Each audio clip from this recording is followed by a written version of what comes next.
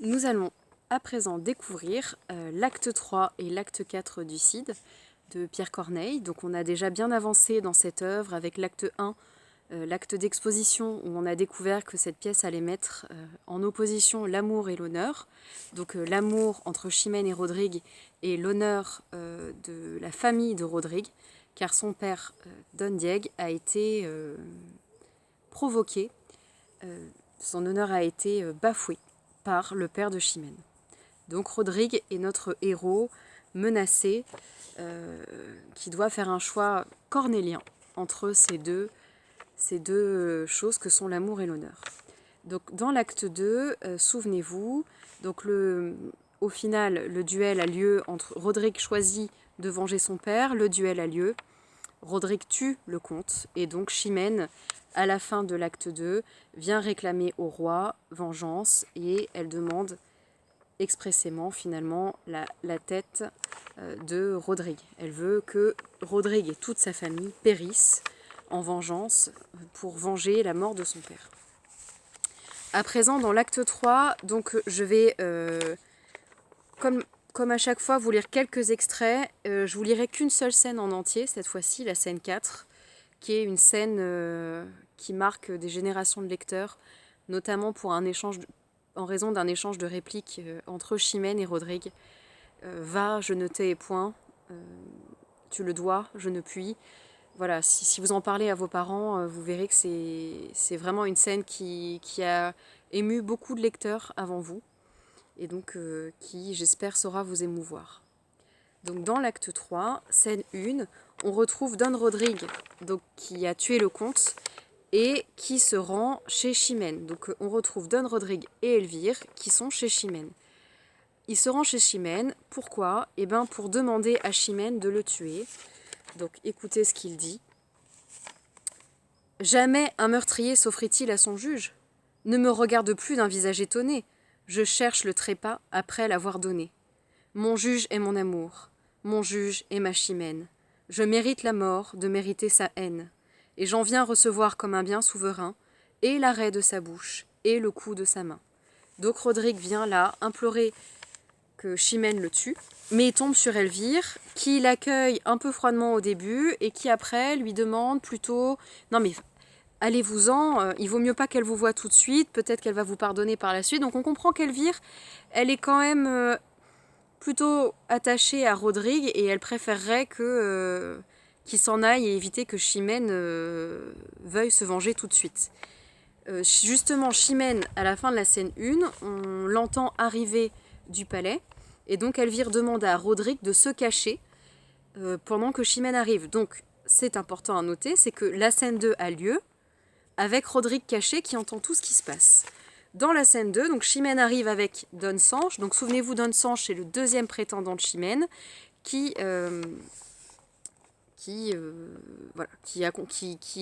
le roi lui a demandé de raccompagner Chimène chez elle. Donc dans cette scène, Don Sanche il va offrir à Chimène de tuer Rodrigue, de venger Chimène lui-même en provoquant en duel Rodrigue et en le tuant. Chimène, elle préfère attendre la justice du roi, d'accord ? Et donc elle dit à Don Sanche qu'elle prend en compte sa proposition, mais que pour l'instant, elle préfère que le roi se prononce. Dans la scène 3, donc Don Sanche s'en va. Je vous rappelle que Rodrigue est toujours caché. Et Chimène et Elvire sont en train de parler. Dans cette scène, Chimène, elle va pouvoir se laisser aller au désespoir devant Elvire, ce qu'elle ne pouvait pas faire devant les autres. Et elle lui dit cela, « Pleurez, pleurez mes yeux et fondez-vous en eau. La moitié de ma vie a mis l'autre au tombeau et m'oblige à venger après ce coup funeste celle que je n'ai plus sur celle qui me reste. » Donc, elle est désespérée, elle pleure, parce que la moitié de sa vie a mis l'autre au tombeau. Donc en fait, une moitié de sa vie, c'était son père, l'autre, c'était Rodrigue. Donc Rodrigue a tué son père, et ça l'oblige à la venger. Et après ce coup funeste, après avoir vengé son père, donc c'est un coup funeste, pourquoi ? Parce qu'elle va devoir, pour se venger, tuer une autre moitié de sa vie. Donc finalement, la première moitié de sa vie est morte, elle va la venger en tuant l'autre moitié de sa vie, donc celle que je n'ai plus sur celle qui me reste. Donc on comprend bien que si elle tue les deux moitiés de sa vie, hein, 0,5 plus 0,5 ça fait 1. Donc Chimène, elle aspire à une chose, c'est de mourir après Rodrigue. Chimène dit « Que puis-je espérer qu'un tourment éternel si je poursuis un crime aimant le criminel ?» Elvire s'étonne. « Il vous prive d'un père et vous l'aimez encore ?» Chimène. « C'est peu de dire, Elvire, je l'adore. Ma passion s'oppose à mon ressentiment. Dedans mon ennemi, je trouve mon amant. Et je sens qu'en dépit de toute ma colère, Rodrigue dans mon cœur combat encore mon père. » Donc, Chimène, elle est vraiment au comble du désespoir parce qu'elle a beau... pour son honneur à elle, maintenant, elle va devoir venger son père, mais elle est encore très très éprise de Rodrigue, elle l'aime encore infiniment. Et donc, elle pense à se venger, voir Rodrigue mourir, mais mourir après lui. Elvire. Mais vous aimez Rodrigue, il ne vous peut déplaire. Chimène, je l'avoue. Elvire. Après tout, que pensez-vous donc faire? Et donc Chimène conclut cette scène en disant « Pour conserver ma gloire et finir mon ennui, le poursuivre, le perdre et mourir après lui. » Donc le poursuivre pour la vengeance, le perdre que Rodrigue meurt et mourir après lui. Donc voilà le dessein de E2SEIN, hein, le but de Chimène. Donc c'est se venger et mourir après parce qu'elle aura perdu les deux moitiés de sa vie. Scène 4, Rodrigue qui était caché surgit. Donc on a Chimène, Elvire et Rodrigue. Et donc je vous fais la lecture complète de cette scène. Je pense faire quelques arrêts pour vous expliquer des passages un peu complexes. Donc là je vous rappelle que Rodrigue, la dernière chose qu'il a entendue, c'est le poursuivre, le perdre et mourir après lui. Donne Rodrigue. Eh bien, sans vous donner la peine de poursuivre, saoulez-vous du plaisir de m'empêcher de vivre. Chimène. Elvire, où sommes-nous? Et qu'est-ce que je vois? Rodrigue en ma maison? Rodrigue devant moi? Donne Rodrigue. N'épargnez point mon sang, goûtez sans résistance la douceur de ma perte et de votre vengeance. Chimène. Hélas!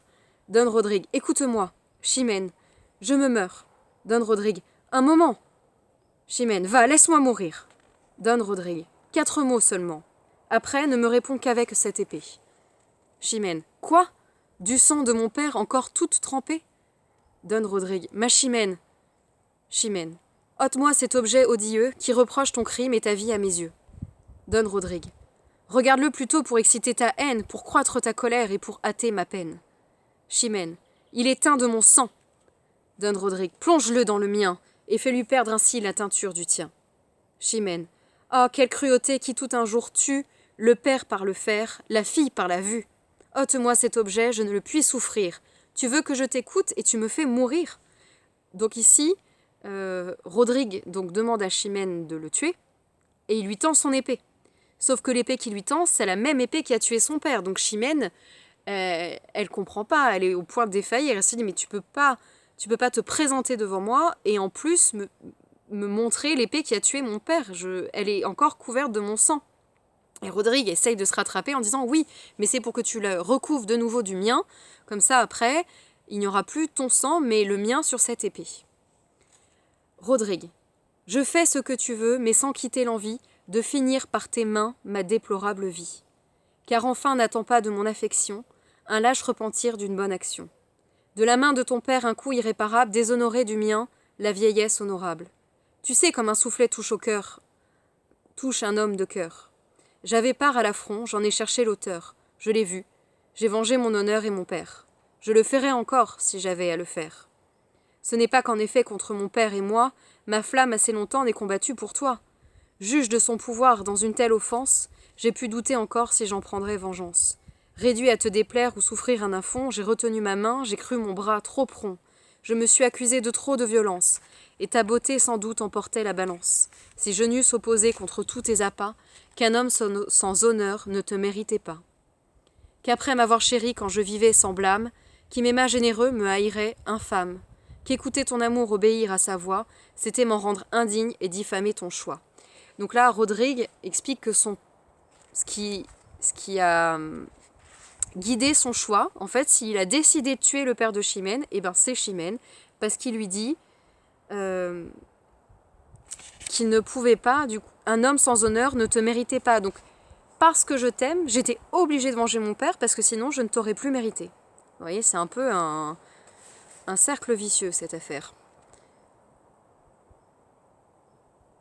Je te le dis encore et veux tant que j'expire, sans cesse le penser et sans cesse le dire. Je t'ai fait une offense et j'ai dû m'y porter pour effacer ma honte et pour te mériter. Mais quitte envers l'honneur et quitte envers mon père. C'est maintenant à toi que je viens satisfaire. C'est pour t'offrir mon sang qu'en ce lieu tu me vois. J'ai fait ce que j'ai dû, je fais ce que je dois. Je sais qu'un père mort t'arme contre mon crime. Je ne t'ai pas voulu dérober ta victime.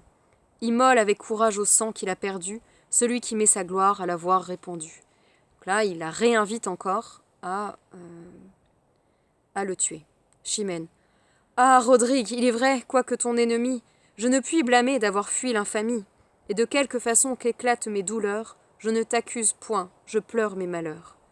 Je sais ce que l'honneur, après un tel outrage, demandait à l'ardeur d'un généreux courage. Tu n'as fait le devoir que d'un homme de bien, mais aussi le faisant, tu m'as appris le mien. Ta funeste valeur m'instruit par ta victoire, elle a vengé ton père et soutenu ta gloire. Même soin me regarde, et j'ai pour m'affliger ma gloire à soutenir, et mon père à venger.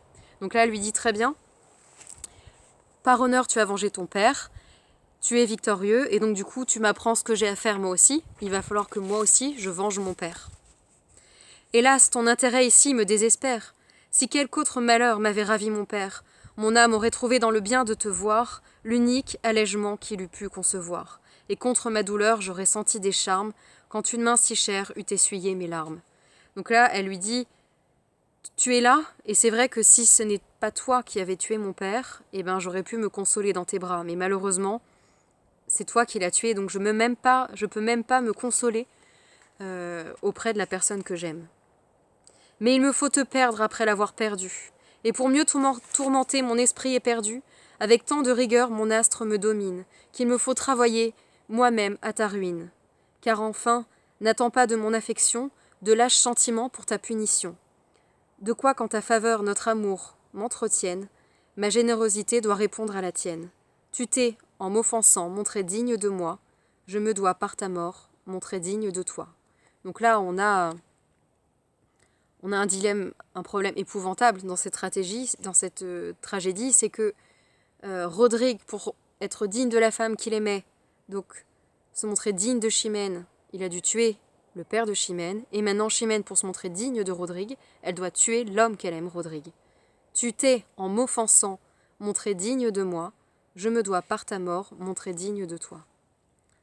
Don Rodrigue. Ne diffère donc plus ce que l'honneur t'ordonne. Il demande ma tête, et je te l'abandonne, faisant un sacrifice à ce noble intérêt.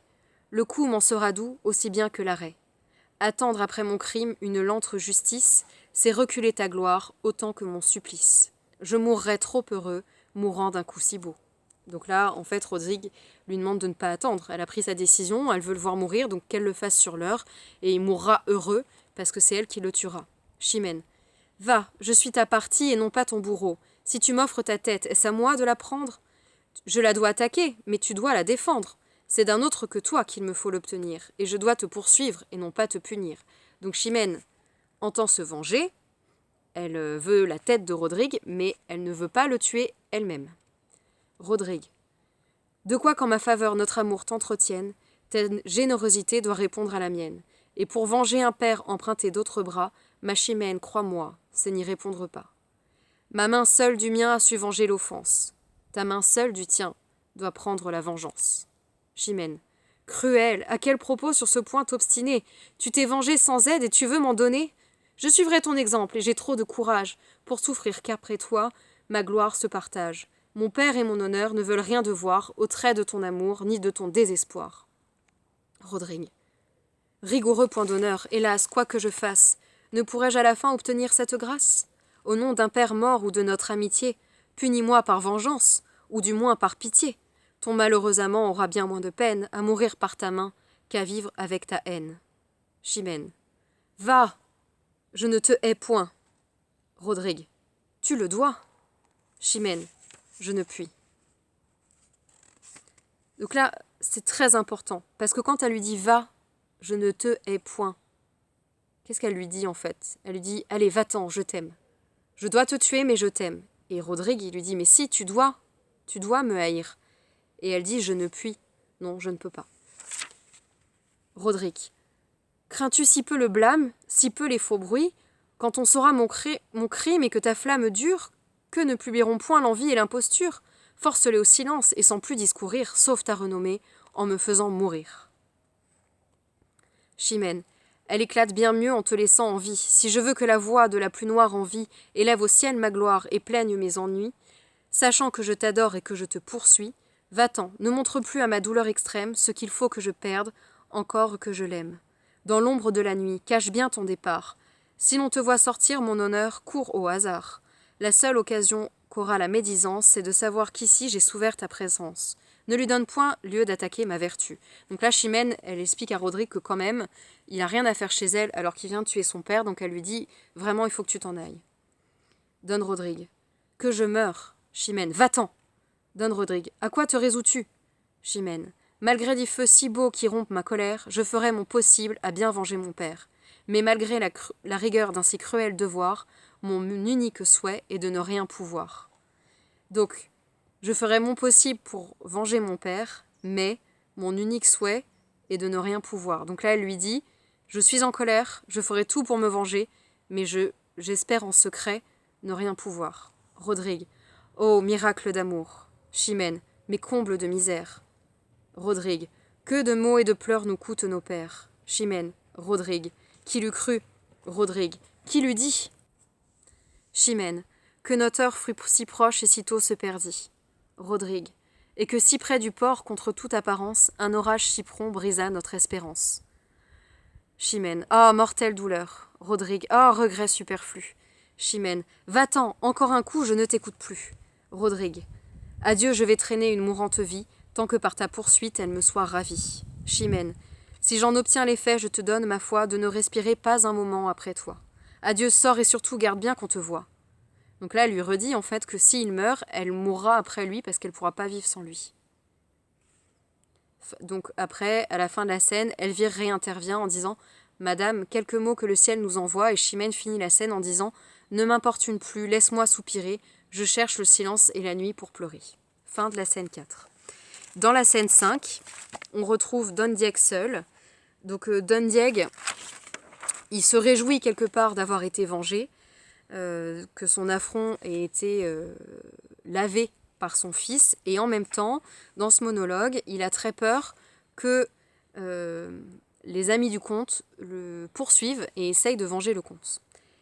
Heureusement, il aperçoit Rodrigue, il se sent soulagé, et dans la scène 6, donc c'est la dernière scène de l'acte 3, il échange avec son fils Rodrigue.